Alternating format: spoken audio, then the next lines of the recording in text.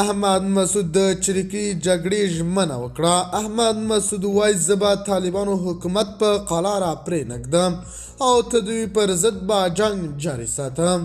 سلام، ستړي مشئ، وخت مو بخیر. هیله لرم چې جوړ او روغ به په سر کې یادونه کوم که باور ټي وي چینل مو نه وي سبسکرایب کړی، په درنښت سره باور ټي وي چینل سبسکرایب کړئ.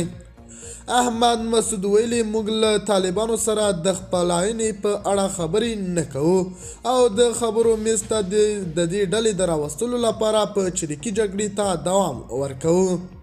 د افغانستان د ملي مقاومت جبهې مشر احمد مسعود په پاریس کې په یوه مرکه کې ویلي چې د طالبانو لپاره د مشروعیت ترلاسه کولو یوازینۍ لاره د ټاکنو ترسره کول دي، خو اوس مهال دغه ډلو اقدام امکان نشته.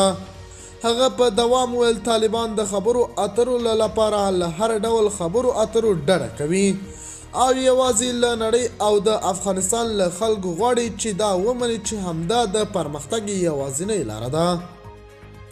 د افغانستان ملي مقاومت ډلې مسعود ته وفاداره ده او واک ته د طالبانو د راتګ پر ضد ده او د 2021 کال له اګست میاشتې راهیسې په پنجشیر کې د دواړو لورو ترمنځ نښتې روانې دي.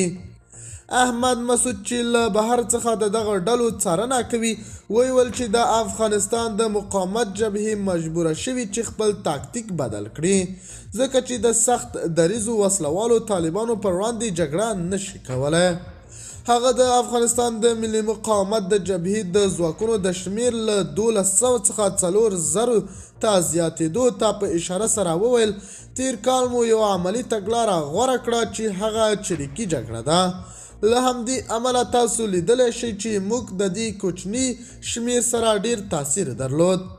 د باور ټي وي چینل درنو لیدونکو دا و زموږ د دې مهال چمتو کړی خبر. د نورو تازه خبرونو لپاره باور ټي وي چینل په درنښت سره سبسکرایب کړئ. الله په امان، تر بیا ښې چارې.